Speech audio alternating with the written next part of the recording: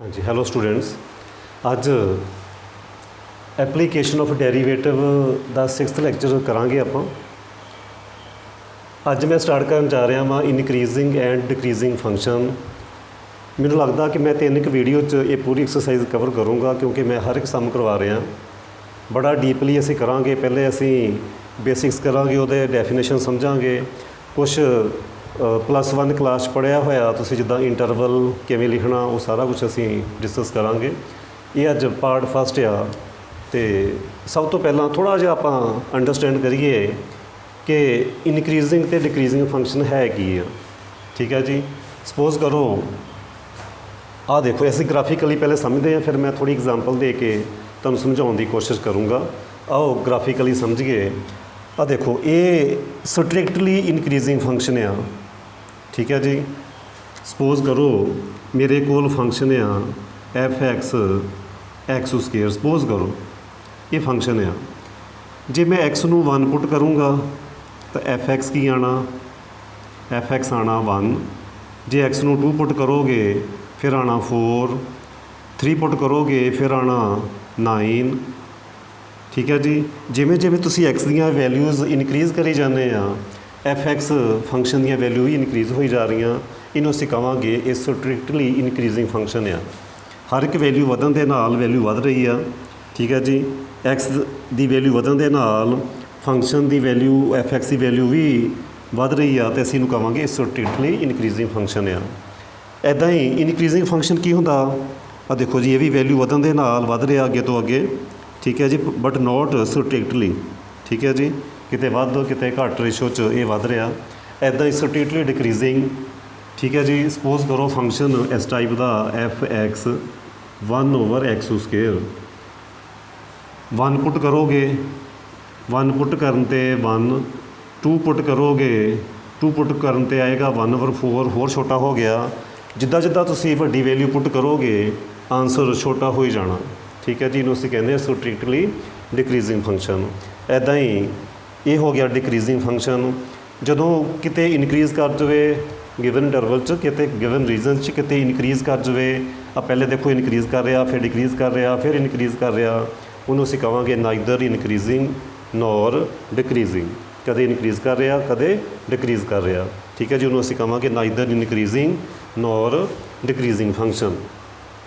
हाँ जी, एक गल हो रहा, इनक्रीजिंगली मैं अपवर्ड एरो शो करूँगा। जिथे मैं लिखना होएगा इनक्रीजिंग मैं लिखूँगा अपवर्ड एरो। जिथे मैं लिखना होगा डिक्रीजिंग फंक्शन उथे मैं डाउनवर्ड एरो लिखूँगा। ठीक है जी। उस तो बाद असी डिस्कस करते हैं डेफिनेशनस तो बाद असी डिस्कस करांगे जो तुसी 10th क्लास में पढ़िया इंटरवल, उहदे बारे। इंटरवल तो बाद कुछ मैं तुहानूं रिजल्ट लिखाने आ। ठीक है जी। जो भी यूज़ होएगा ना इस एक्सरसाइज तो मैं सारा पहले कवर कर जाना। तो वीडियो पूरा देखियो, फिर तुहानूं सारा समझ आएगा कि इनक्रीजिंग तो डिक्रीजिंग फंक्शन है कि। सब तो पहली डेफिनेशन आ, if x1 less than x2 than function f(x1) less than f(x2) होएगा तो असी की कहांगे than f(x) is strictly increasing function. ये डेफिनेशन है। ठीक है जी।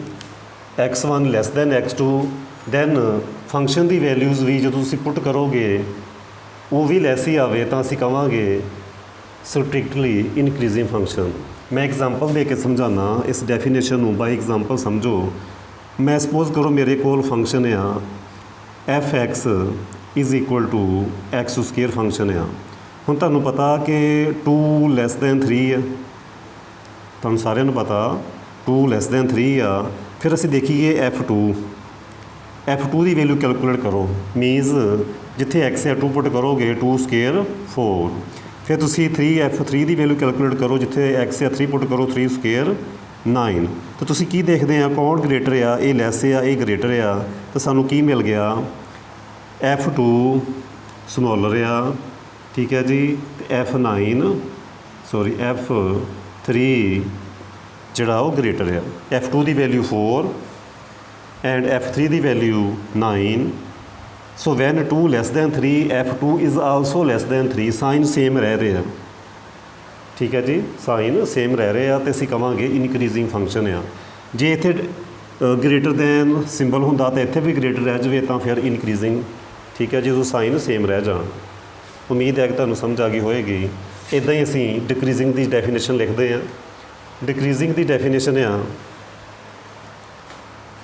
If x1 less than x2 implies fx1 greater than fx2 then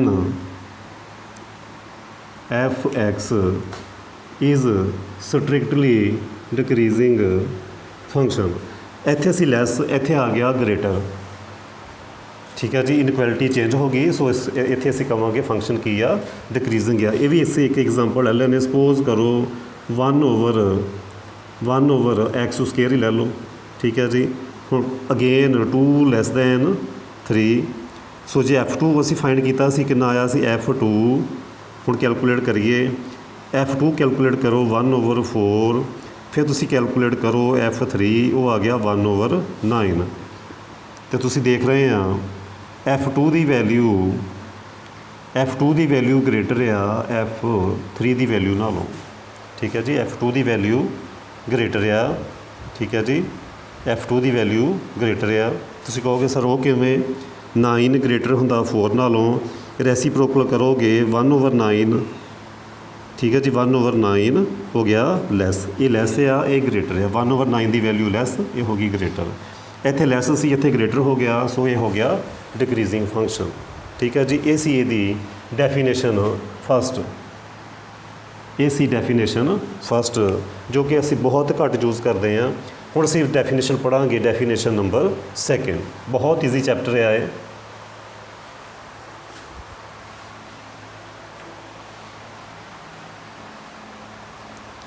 ਹਾਂਜੀ, ਹੁਣ ਅਸੀਂ ਸੈਕਿੰਡ ਡੈਫੀਨੇਸ਼ਨ ਪੜ੍ਹਾਂਗੇ, ਡੈਫੀਨੇਸ਼ਨ ਨੰਬਰ 2। ਇਫ, ਉਹ ਅਸੀਂ ਡੈਰੀਵੇਟਿਵ ਕਰਕੇ ਦੇਖਣਾ। If f' greater than 0 then fx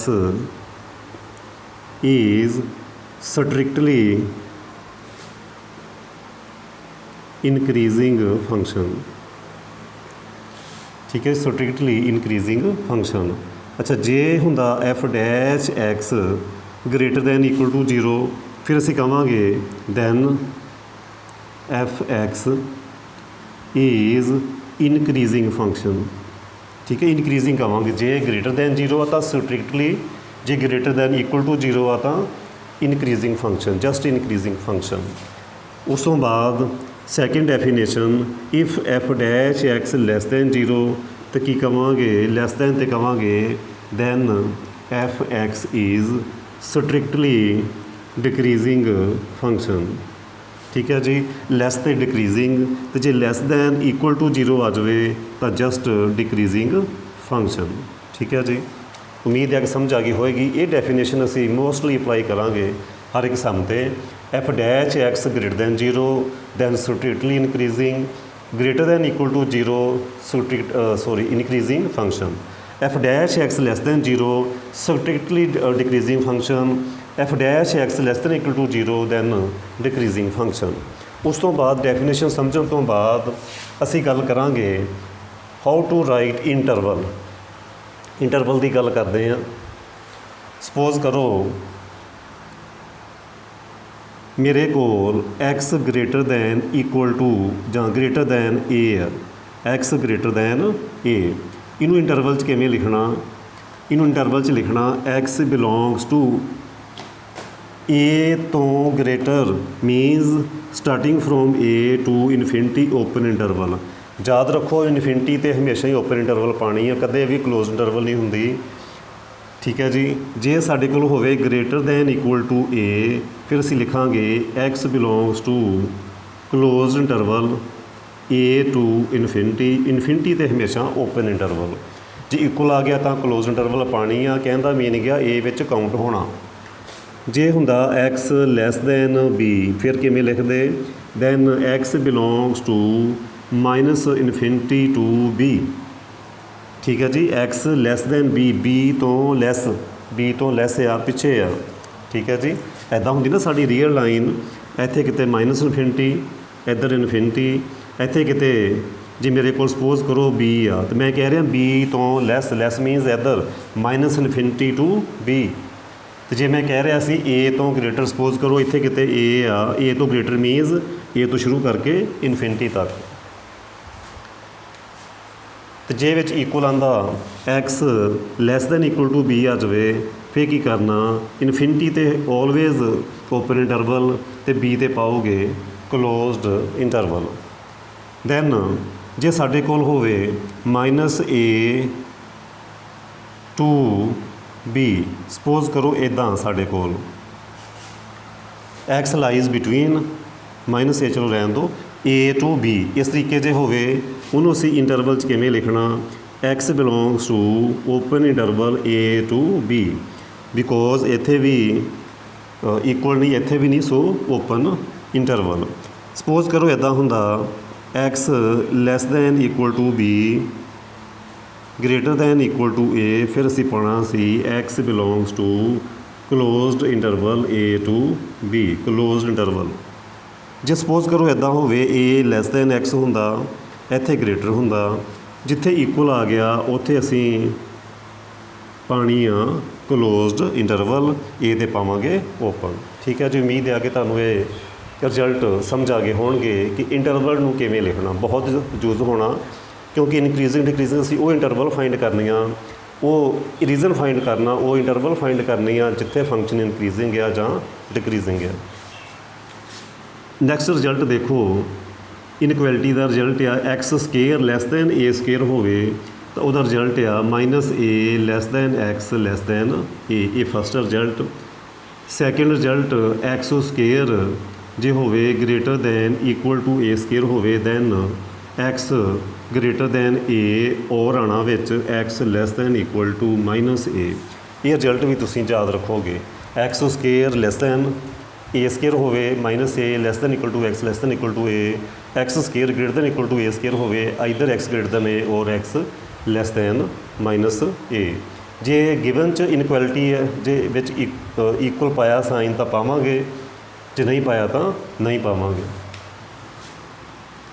ठीक है जी, नहीं पाया तो नहीं पावांगे, जे पाया होया तो पावांगे। ठीक है जी, हुण असी कुछ क्वेश्चन करन जा रहे हैं जो कि एक्सरसाइज के क्वेश्चन होणगे, अनसोल्वड क्वेश्चन होणगे जिहड़े कि मैं सॉल्व करन जा रहा। जिन्ने भी लैक्चर लगणगे मैं मैक्सीमम कोशिश करूँगा वो असी लगावांगे। ये पार्ट फस्ट है जी, अज असी फस्ट पार्ट करन जा रहे हैं इनक्रीजिंग एंड डिक्रीजिंग फंक्शन। हाँ जी, एक्सरसाइज ते पहुँच गए।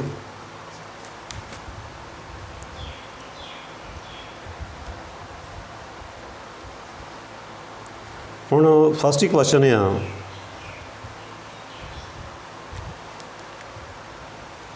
कहते शो करो, शो दैट आ फंक्शन एफ एक्स आ 7x minus 3 is strictly increasing function है। ठीक है जी, ऑन आर इदा क्या उन्होंने, बड़ा ईजी आ। एफ एक्स कितना मेरे कोल 7x माइनस 3, डिफरेंशिएट करो कितना आ गया 7, and 7 is always greater than 0, 7 is always greater than 0। Equal तो पा नहीं सकते क्योंकि 7 इक्वल टू 0 नहीं हैगा, so 7 greater than 0 for all x belongs to R. जो मर्जी एक्स पुट कर दो इन्हें ग्रेटर ही रहना, जे ग्रेटर आ तो की कवांगे, so F x is strictly increasing function. हो गया जी सम। नैक्सट क्वेश्चन है जी, शो दैट, नैक्सट क्वेश्चन है show that function x square is increasing function in 0 to infinity, is increasing function in 0 to infinity, ये असी show करना। ठीक है जी। सॉल्यूशन सब तो पहले एफ एक्स लिखोगे एक्स स्क्वेयर, फिर तुसी इनू डिफरेंशिएट करोगे विद रिस्पैक्ट टू एक्स। हुण मैं उन्हें इनक्रीजिंग भी पूछा, सैकेंड पार्ट उन्हें डिक्रीजिंग भी पूछा, मैं दोवें पार्ट ही कर देने साइमल्टेनियसली। असी हुण सानू एक्स बारे तो पता नहीं कि इनक्रीज़ करूँगा जां डिक्रीज़ करूँगा, कुछ नहीं पता मैनू। ठीक है ना, मैनू कुछ नहीं पता कि एक्स की वैल्यू की आ, 1 आ, 2 आ, -3 आ, -5 आ, कुछ भी नहीं पता। जो ना पता होवे फिर असी इस तरीके करना, f x is increasing function, definition apply करांगे, increasing function if f dash x greater than, उन्हें स्ट्रिक्टली किया, उन्होंने जस्ट इनक्रीजिंग किया, may be increasing function not strictly, increasing function if f dash x greater than equal to 0, greater than equal to 0। जी increasing किया था strictly आना सी। F dash x की वैल्यू पुट करो 2x greater than equal to 0, that is x greater than equal to 0। इनू interval च किवें लिखना, x belongs to 0 to infinity. जे इत्थे हुंदा स्ट्रिक्टली कह दईए, जे स्ट्रिक्टली कहांगे फिर इक्वल नहीं पाना, फिर इत्थे आएगी ओपन इंटरवल। सो स्टेटमेंट में उन्होंने कुछ कहा, इत्थे कुछ कह रहा, इत्थे स्ट्रिक्टली कहना चाहिए सी स्ट्रिक्टली इनक्रीजिंग। इदा ही f x is strictly decreasing function if f dash x less than 0। F dash x की वैल्यू कितनी आ 2x, if 2x less than 0, if x less than 0, x less than 0 में interval च किवें लिखना, x belongs to -infinity to 0 open interval. ठीक है जी, मैं दोवें पार्ट कवर करते, -इनफिनिटी टू 0। इसी क्वेश्चन नंबर 2 हुण मैं क्वेश्चन नंबर 4 करान जा रहा। उहदे विच उन्होंने e⁻x बारे पूछा। क्वेश्चन नंबर 4, क्वेश्चन नंबर 4 बहुत easy uh.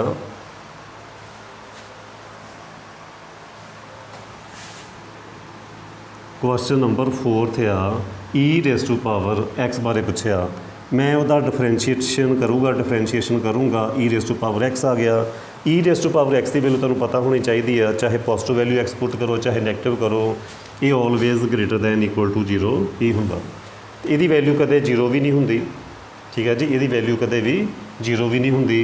For all x belongs to any real number. So जे ग्रेटर दैन 0 आ तो की कहांगे, जे f dash x greater than 0 आ तो की कहांगे। So F x is strictly increasing function. ठीक है जी, ये हो गया strictly increasing function.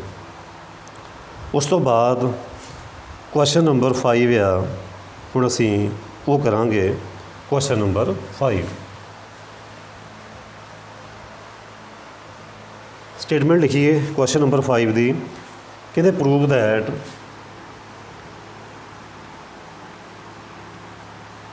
F X A X plus B, बड़े सिंपल जे क्वेश्चन है, where A and B are constant. ये भी कह देता ए ग्रेटर दैन 0। ठीक है, ये भी नाल कह देता ए की आ ग्रेटर दैन 0, ये बहुत जरूरी आ। तो इज़ स्ट्रिक्टली इनक्रीजिंग फंक्शन ये असी शो करना, is strictly increasing function show करना। ये भी नाल कह देता विदाउट यूजिंग डेरीवेटिव, डेरीवेटिव नहीं यूज़ करना। जो डेरीवेटिव यूज़ करना असी डेफिनेशन फस्ट अप्लाई करांगे। ठीक है जी, विदाउट डेरीवेटिव क्या, ये गल ख्याल रखियो। सॉल्यूशन एफ एक्स आ मेरे कोल ए एक्स प्लस बी। ठीक है जी, ए एक्स प्लस बी। मैं कोई दो रियल नंबर लै सकदा अपने कोलों, चाहे तुसी 2 तो 3 लैके कर लो, x1 वैल्यू 2 लै लो, x2 की वैल्यू 3 लै लो, कुछ भी लै सकते हैं।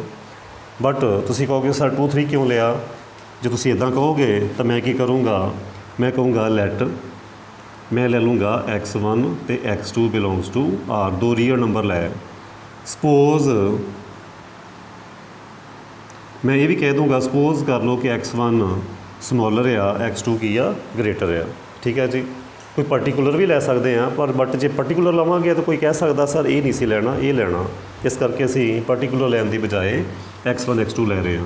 ਹਾਂਜੀ, ਫਿਰ ਜੇ x1 ਲੈਸ ਦੈਨ x2 ਆ, ਬੜੇ ਧਿਆਨ ਦੇ ਨਾਲ ਸਮਝਾਂਗੇ। ਇਹ ਨਾ ਮਲਟੀਪਲਾਈ ਕਰੋ, ਮਲਟੀਪਲਾਈ ਬਾਏ ਏ ਕੀ ਆ ਪੋਜ਼ਿਟਿਵ ਆ, ਇਹ ਕੀ ਆ ਪੋਜ਼ਿਟਿਵ ਆ, ਮਲਟੀਪਲਾਈ ਕਰ ਦਿਓ। ਕੀ ਆ ਜਾਊਗਾ ਇੱਥੇ ਮਲਟੀਪਲਾਈ ਕਰੋ AX1 ਲੈਸ ਦੈਨ AX2। ਫਿਰ ਕੀ ਕਰੀਏ B ਐਡ ਕਰ ਦਿਓ, A ਨਾਲ ਮਲਟੀਪਲਾਈ ਕੀਤਾ x ਨੂੰ, ਫਿਰ B ਐਡ ਕਰੋ। ਠੀਕ ਹੈ, adding B both side, B add ਕਰ ਦਾਂਗੇ AX1 ਪਲੱਸ B, ਇੱਧਰ ਹੋ ਗਿਆ AX2 ਪਲੱਸ B। ਇਹ ਤਾਂ ਬਿਲਕੁਲ ਇਹੀ ਚੀਜ਼ ਤਿਆਰ ਹੋ ਗਈ, ਇਹ ਤਾਂ ਬਿਲਕੁਲ AX ਪਲੱਸ B ਟਾਈਪ ਹੀ ਬਣ ਗਿਆ। ਜੇ ਇੱਥੇ x ਆ ਤਾਂ ਇੱਥੇ x ਆ, ਜੇ ਇੱਥੇ x1 ਆ ਤਾਂ ਇਹ ਕੀ ਹੋ ਗਿਆ fx1, ਇਹ ਕੀ ਹੋ ਗਿਆ fx2, ਇਹ ਹੋ ਗਿਆ fx2। ਤਾਂ ਅਸੀਂ ਕੀ ਦੇਖਦੇ ਹਾਂ, ਇੱਥੋਂ ਚੱਲੇ x1 ਲੈਸ ਦੈਨ x2 ਸੀ ਅਤੇ fx1 ਵੀ ਲੈਸ ਦੈਨ fx2 ਆ। ਕੀ ਮਿਲਿਆ ਸਾਨੂੰ, ਬੜੇ ਧਿਆਨ ਨਾਲ ਸਮਝੋ। x1 ਕੀ ਸੀ ਲੈਸ, ਇੱਥੋਂ ਸਟਾਰਟ ਹੋਏ, ਪਹੁੰਚ ਕਿੱਥੇ ਗਏ, ਪਹੁੰਚ ਗਏ ਅਸੀਂ fx1 ਲੈਸ ਦੈਨ fx2 ਤੇ। ਜੇ ਇੱਥੇ ਪਹੁੰਚ ਗਏ ਸਾਈਨ ਸੇਮ ਰਹਿ ਗਏ, ਇਨਕੁਐਲਿਟੀਜ਼ ਸੇਮ ਆ, ਸੋ ਕਵਾਂਗੇ ਸੋ fx is strictly increasing function. ਇਹ ਸੀ ਵਿਦਾਊਟ ਯੂਜ਼ਿੰਗ ਡੈਰੀਵੇਟਿਵ। ਅੱਛਾ, ਸੈਕਿੰਡ ਮੈਥਡ, ਜੇ ਡੈਰੀਵੇਟਿਵ ਕਰਕੇ ਕਰਨਾ ਹੋਵੇ, ਠੀਕ ਹੈ, ਮੈਥਡ ਸੈਕਿੰਡ, ਫਿਰ ਕੀ ਕਰਨਾ ਸੀ, ਦੇਖੋ fx ax ਪਲੱਸ b, ਫਿਰ ਤਾਂ ਬਹੁਤ ਸਿੰਪਲ ਸੀ, f dash x is equal to a, differentiation ਆ ਗਈ a। ਇਹ ਸਾਨੂੰ ਗਿਵਨ ਹੀ ਆ ਸਟੇਟਮੈਂਟ 'ਚ, ਇਹ ਕੀ ਆ ਪੋਜ਼ਿਟਿਵ। ਜੇ ਡੈਰੀਵੇਟਿਵ ਗ੍ਰੇਟਰ ਦੈਨ 0 ਆ ਤਾਂ ਕੀ ਕਹੋਗੇ fx is strictly increasing function, increasing function. ਠੀਕ ਹੈ ਜੀ, ਸ਼ੋ ਹੋ ਗਿਆ। ਫਿਰ ਤਾਂ ਬਹੁਤ ਸਿੰਪਲ ਸੀ। ਨੈਕਸਟ ਕੁਐਸਚਨ ਨੰਬਰ 6 ਆ ਜੀ, ਬਹੁਤ ਸਿੰਪਲ ਆ। ਕੁਐਸਚਨ ਨੰਬਰ 6,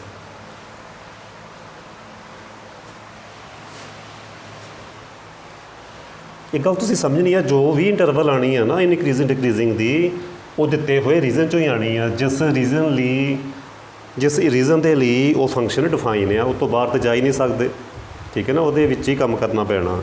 ਜਿਸ ਤਰ੍ਹਾਂ ਕੁਐਸਚਨ ਹੈ, ਕਹਿੰਦੇ prove that prove that function fx log x is increasing function. ਕਿੱਥੇ, ਜਿੱਥੇ ਇਹ ਡਿਫਾਈਨ ਆ, wherever it is defined.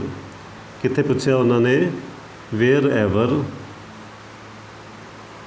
It is defined. ਜਿੱਥੇ ਫੰਕਸ਼ਨ ਡਿਫਾਈਨ ਹੁੰਦਾ ਉਹਨੂੰ ਅਸੀਂ ਬੋਲਦੇ ਹਾਂ ਡੋਮੇਨ। ਸੋਲੂਸ਼ਨ ਕਰੀਏ, fx is equal to log x। ਇਹਦੀ ਡੋਮੇਨ ਕੀ ਆ ਇਸ ਫੰਕਸ਼ਨ ਦੀ, ਉਹ ਆ ਦੇਖੋ log 0 ਮਾਈਨਸ ਇਨਫਿਨਿਟੀ ਹੁੰਦਾ, log 0 ਮਾਈਨਸ ਇਨਫਿਨਿਟੀ ਹੁੰਦਾ। ਇਹਦਾ ਮਤਲਬ 0 ਤੇ ਤਾਂ ਡਿਫਾਈਨ ਹੀ ਨਹੀਂ। ਪਹਿਲੀ ਗੱਲ ਤਾਂ ਇਹ 0 ਤੇ ਡਿਫਾਈਨ ਨਹੀਂ ਗਾ, ਮੈਂ 0 ਤੇ ਓਪਨ ਇੰਟਰਵਲ ਪਾ ਦੇਣੀ ਆ, 0 ਵਿੱਚੋਂ ਨਿਕਲ ਗਈ। ਠੀਕ ਹੈ ਜੀ, 0 ਵਿੱਚੋਂ ਨਿਕਲ ਗਈ, 0 ਨੂੰ ਅਸੀਂ ਵਿੱਚੋਂ ਕੱਢ ਦਿਆਂਗੇ।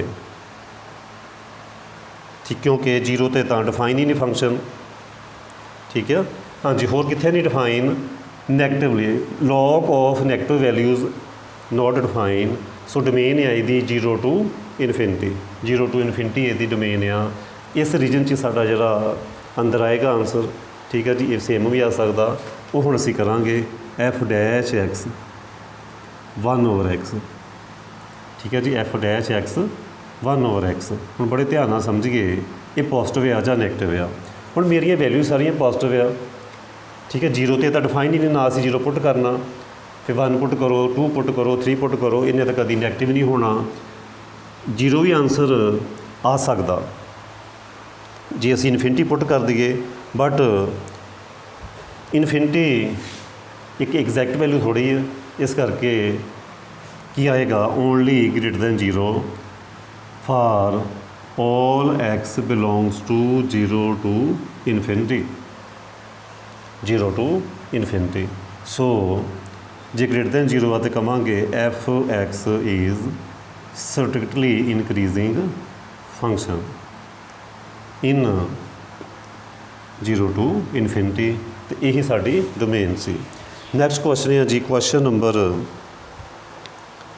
7th। ਉਹਦੇ 'ਚ ਫੰਕਸ਼ਨ ਗਿਵਨ ਆ 10 raise to power x, function given ਆ 10 ਰੇਜ਼ ਟੂ ਪਾਵਰ x। ਉਹ ਦੇਖਣਾ ਕਿ ਇਨਕਰੀਜ਼ ਕਰਦਾ ਜਾਂ ਡਿਕਰੀਜ਼ ਕਰਦਾ। F X 10 raise to power x differentiate ਕਰੋ 10 raise to power x into log 10। ਇਸ ਤਰੀਕੇ ਅਸੀਂ ਡਿਫਰੈਂਸ਼ੀਏਸ਼ਨ ਕਰੀਦੀ ਆ। ਹੁਣ ਬੜੇ ਧਿਆਨ ਨਾਲ ਸਮਝੋ, ਹੁਣ ਇੱਥੇ ਕੋਈ ਵੀ ਵੈਲਿਊ ਪੁੱਟ ਕਰੋ ਜਾਂ ਅਸੀਂ ਦੇਖ ਲੈਂਦੇ ਹਾਂ F X is increasing function. ਕਿਹੜਾ ਕਿਹਾ ਉਹਨਾਂ ਨੇ ਸ਼ੋਅ ਕਰਨ ਨੂੰ, ਇਨਕਰੀਜ਼ਿੰਗ ਕਿਹਾ ਉਹਨਾਂ ਨੇ। Is increasing function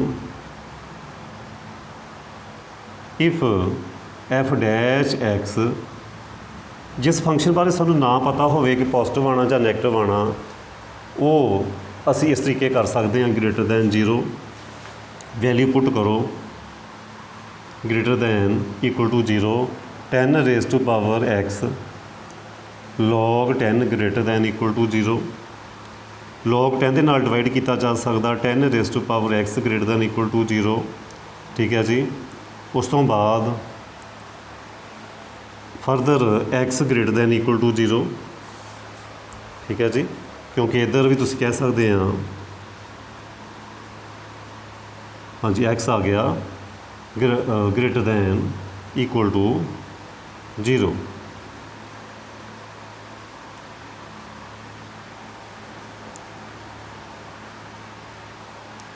which is true, ਇੱਦਾਂ ਲਿਖੋ which is true for all x। ਇੱਦਾਂ ਲਿਖਾਂਗੇ which is true for all x। ਬੜੇ ਧਿਆਨ ਨਾਲ ਸਮਝੋ, x ਨੂੰ ਤੁਸੀਂ ਪੁੱਟ ਕਰੋ 0 10 raise to power 0 1 1 always greater than 0, ਇਹ ਵੀ ਸਹੀ ਹੈ। 1 ਪੁੱਟ ਕਰੋਗੇ 10 ਗ੍ਰੇਟਰ ਦੈਨ 0, ਉਹ ਵੀ ਠੀਕ ਆ। ਫਿਰ ਤੁਸੀਂ 2 ਪੁੱਟ ਕਰੋਗੇ 100 ਗ੍ਰੇਟਰ ਦੈਨ 0, ਉਹ ਵੀ ਠੀਕ ਆ। ਹਾਂਜੀ, ਤੁਸੀਂ -1 ਪੁੱਟ ਕਰੋਗੇ 1/10 ਆ ਜਾਏਗਾ, ਉਹ ਵੀ ਗ੍ਰੇਟਰ ਦੈਨ 0 ਹੋਏਗਾ। ਹਾਂ, ਇਕੁਅਲ ਟੂ 0 ਤਾਂ ਨਹੀਂ ਹੋ ਸਕਦਾ, ਆਲਵੇਜ਼ ਗ੍ਰੇਟਰ ਦੈਨ 0 ਹੀ ਹੋਏਗਾ। ਸੋ ਇਕੁਅਲ ਟੂ ਨਹੀਂ ਪਾਉਂਦੇ ਹੋਏ ਅਸੀਂ ਇਹਨੂੰ ਲਿਖਾਂਗੇ so which is true, so function is increasing function. ਇੱਦਾਂ ਜੇ ਕਹਿ ਸਕਦੇ ਸੀ, ਜਾਂ ਤੁਸੀਂ ਇਸ ਤਰੀਕੇ ਵੀ ਕਹਿ ਸਕਦੇ ਸੀ, ਜਿਹਦਾ ਨਾਮ ਵੀ ਦੇਖਣਾ ਹੁੰਦਾ, ਇਹ always greater than 0 for all x। ਕੋਈ ਵੀ x ਦੀ ਵੈਲਿਊ ਪੁੱਟ ਕਰੋ, ਇਹਦਾ ਆਨਸਰ ਗ੍ਰੇਟਰ ਦੈਨ 0 ਹੀ ਆਉਣਾ। ਜੇ ਗ੍ਰੇਟਰ ਦੈਨ 0 ਆਉਣਾ, ਤੁਸੀਂ ਕਹੋਗੇ F X is strictly increasing function. ਉਸ ਤੋਂ ਬਾਅਦ ਅਸੀਂ ਨੈਕਸਟ ਕੁਐਸਚਨ 'ਤੇ ਜਾ ਰਹੇ ਹਾਂ, ਵਿਚ ਇਜ਼ ਵੈਰੀ ਇੰਪੋਰਟੈਂਟ।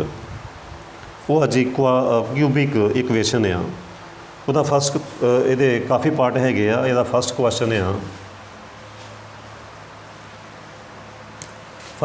ਆ, f x x cube minus 6x square plus 12x minus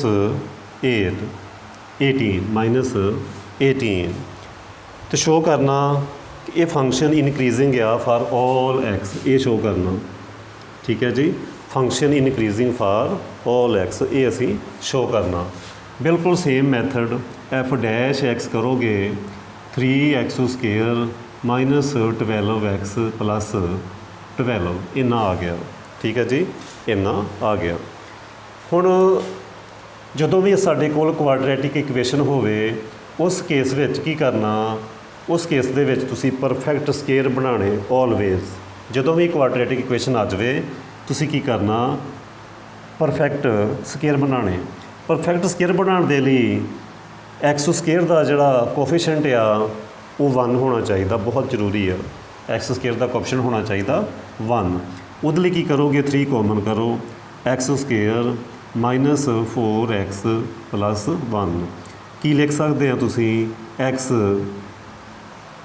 3 common किया इत्थे आ गया 4, सो ये बन गया x minus 2 whole square, a square plus b square minus 2ab whole square. हम बड़े ध्यान दे नाल देखो, ये भी positive quantity, square is always positive quantity, so greater than equal to 0 हो सकता, 0 भी हो सकता जे सपोज करो रीयल नंबर चों जो असीं फॉर ऑल एक्स की गल करनी है, जे एक्स में जे मैं 2 पुट करूँगा तो आंसर 0 भी आ सकता, अदरवाइज़ पॉजिटिव आंसर आना ग्रेटर दैन आंसर आना, क्योंकि एक स्केयर क्वांटिटी है for all x belongs to R. जे ग्रेटर दैन इक्वल टू 0 आ गया डेरीवेटिव की कहोगे, so F x is increasing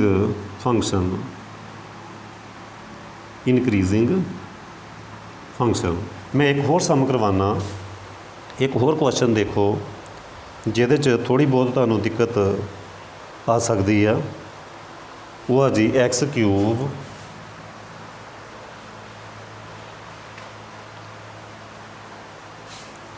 cube minus 3x square plus 4x, x cube minus 3x square plus 4x, x cube minus 3x square plus 4x। ये भी असी देखना कि इनक्रीज़ करता जां डिक्रीज़ करता। इत्थे पहला ही कोफिशेंट जिहड़ा वा वो जिहड़ा पहला ही कोफिशेंट की आ वो मोनिक ही आ, तो असी की करांगे डिफरेंशिएट करांगे। हाँ हुण देखना असी coefficient 3x square minus 6x plus 4, 3 common करो क्योंकि एक्स स्केयर का कोफिशेंट जो परफेक्ट स्केयर बनाने हैं तो मोनिक चाहिए, x square minus 2x plus 4/3 कर लो, 4/3 कर लो। हुण परफेक्ट स्केयर बनाइए। परफेक्ट स्केयर बनाने का की मैथड होंदा वो भी समझ लो, एक्स स्केयर नूं एज इट इज़ लिख लो प्लस 4/3 नूं भी एज इट इज़ लिख लो, ठीक है जी। तो दैन माइनस 2x नूं भी एज इट इज़ लिख लो, थोड़ा गैप आ लिया ना विच।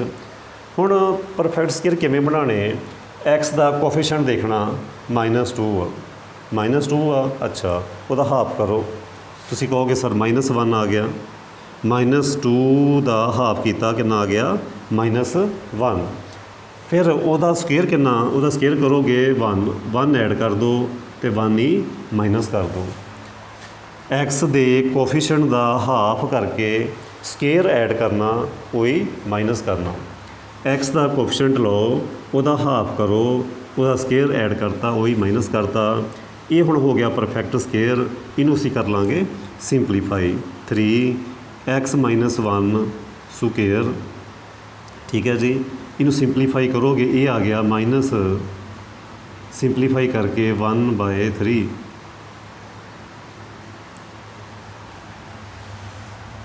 इत्थे ऐड किया उत्थे माइनस किया प्लस 1/3 एलसीएम लैके। हुण बड़े ध्यान नाल समझो, ये एक स्केयर क्वांटिटी है तो पॉजिटिव आनी है, पॉजिटिव फिर कुछ ऐड करते पे तो आंसर पॉजिटिव या नैगेटिव तो आ ही नहीं सकता। ये हुण भी ग्रेटर दैन इक्वल टू 0 हो गया फॉर ऑल एक्स, ठीक है जी, फॉर ऑल एक्स ये भी ग्रेटर दैन इक्वल टू 0 हो गया। सो कहांगे so F x is increasing function for all real number, for all x. एक चीज़ होर कह सकते हैं, इन्हें स्ट्रिक्टली होएगा ये इक्वल टू 0 नहीं आना, क्योंकि जो एक्स नूं 1 भी पुट करांगे तो 1 प्लस 0 आ के 1/3 बच जाना, 0 तो आना ही नहीं, 0 आंसर नहीं आ सकता। तुसीं इनूं इक्वल टू 0 रख के देखो, नहीं 0 नहीं आ सकता। सो ये स्ट्रिक्टली इनक्रीजिंग फंक्शन है। उस तो बाद अगे असीं चलते हैं, क्वेश्चन नंबर 12 है, क्वेश्चन नंबर 12, क्वेश्चन नंबर 12 आ F x is equal to sine X. तो असी ये दसना कि ये कदों इनक्रीज़ करता तो कदों डिक्रीज़ करता। बड़े ध्यान नाल समझिओ गल। एफ डैश एक्स करो साइन एक्स का डेरीवेटिव हो गया कॉस एक्स। तो फिर असी डेफिनेशन लगावांगे f x is increasing function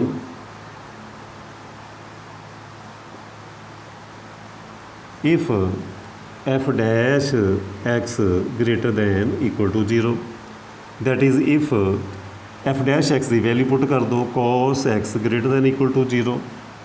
और बड़े ध्यान नाल समझो कॉस एक्स पॉजिटिव कित्थे हुंदा। बड़े ध्यान नाल समझना कॉस एक्स पॉजिटिव इत्थे हुंदा, इत्थे नैगेटिव हुंदा, इत्थे नैगेटिव हुंदा ते इत्थे पॉजिटिव हुंदा। ठीक है जी। सो एक्स बिलोंग्स टू ठीक है जी 0 to π/2। So x lies between इत्थे एंगल 0 इत्थे π/2 0 to π/2 जां इदां कह दो एक्स बिलोंग्स टू 0 to π/2। ਇਹਦੇ ਵਿੱਚ ਇਨਕਰੀਜ਼ਿੰਗ ਹੋਏਗਾ। ਅਸਲ 'ਚ ਉਹਨਾਂ ਨੇ ਕੁਐਸਚਨ 'ਚ ਸਟ੍ਰਿਕਟਲੀ ਪੁੱਛਿਆ, ਜੇ ਸਟ੍ਰਿਕਟਲੀ ਪੁੱਛਿਆ ਤਾਂ ਫਿਰ ਇਕੁਅਲ ਨਹੀਂ ਪਾਉਣਾ, ਜੇ ਇਕੁਅਲ ਨਹੀਂ ਪਾਣੇ ਤਾਂ ਫਿਰ ਓਪਨ ਇੰਟਰਵਲ ਆਏਗੀ। ਠੀਕ ਹੈ ਜੀ। ਐਕਚੁਅਲੀ ਉਹਨਾਂ ਪੁੱਛੇ ਇਸ ਇੰਟਰਵਲ 'ਚ, ਇਸ ਕਰਕੇ ਮੈਂ ਇਹ ਵਾਲੀ ਇੰਟਰਵਲ ਲੈ ਹੀ ਨਹੀਂ ਰਿਹਾ। ਠੀਕ ਹੈ ਜੀ। ਜੋ ਸਟੇਟਮੈਂਟ ਹੈ ਨਾ ਉਹਦੇ ਵਿੱਚ ਉਹਨਾਂ ਨੇ ਇਹ ਪੁੱਛਿਆ। ਉਸ ਤੋਂ ਬਾਅਦ F x is strictly decreasing पुछ रहे आ। तो ਉਹਦੀ की डेफिनेशन आ F dash x less than 0 that is cos X less than 0। ਹੁਣ कॉस एक्स नैगेटिव कित्थे आ, एक तो सैकेंड क्वाड्रेंट 'ਚ आ, एक वो थर्ड क्वाड्रेंट 'ਚ आ। तो असी सैकेंड क्वाड्रेंट 'ਚ लिखते हैं π/2, इत्थे हुंदा π/2, इत्थे हुंदा पाई। की कह दोगे एक्स बिलोंग्स टू π/2 to पाई। इदा भी कह सकते हैं, ਜਾਂ ਇਹ भी कह सकते सी पाई to 3π/2। बट सानू शो करने वास्ते क्या तो असी जो उन्होंने पूछा असी उस इंटरवल च शो कर दिता। नैक्सट क्वेश्चन है जी क्वेश्चन नंबर 10th। हुण आपां उहदी स्टेटमेंट लिखांगे।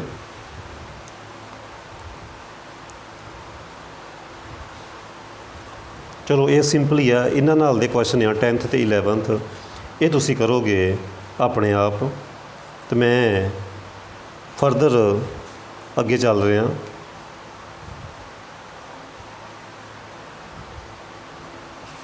क्वेश्चन नंबर 12 का फस्ट पार्ट आ वो असी करांगे, which is again very very simple. वो फंक्शन है जी f x raise to power 7। तुसीं कहोगे सारे सिंपली बहुत है। 8 एक्स रेज़ टू पावर 5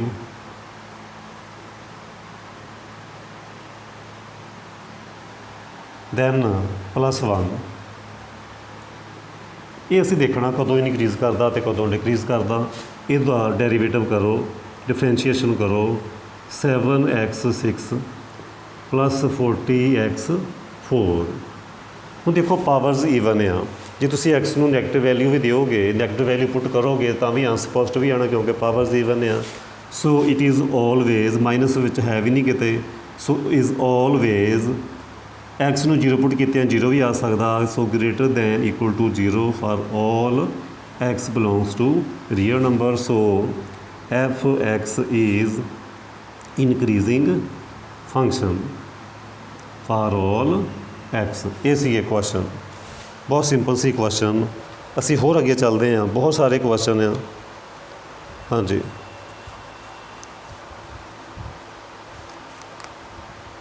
हाँ जी, चलो बाकी क्वेश्चनस असी हुण कल करांगे। इस जो सिंपल सी जिहड़े टाइप के क्वेश्चन वो असी अज असी कवर कर लए आ।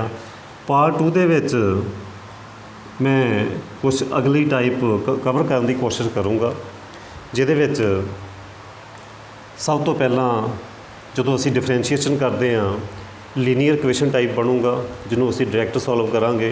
इस टाइप बनूगा एफ डैश एक्स, असी टाइप गल करनी आ।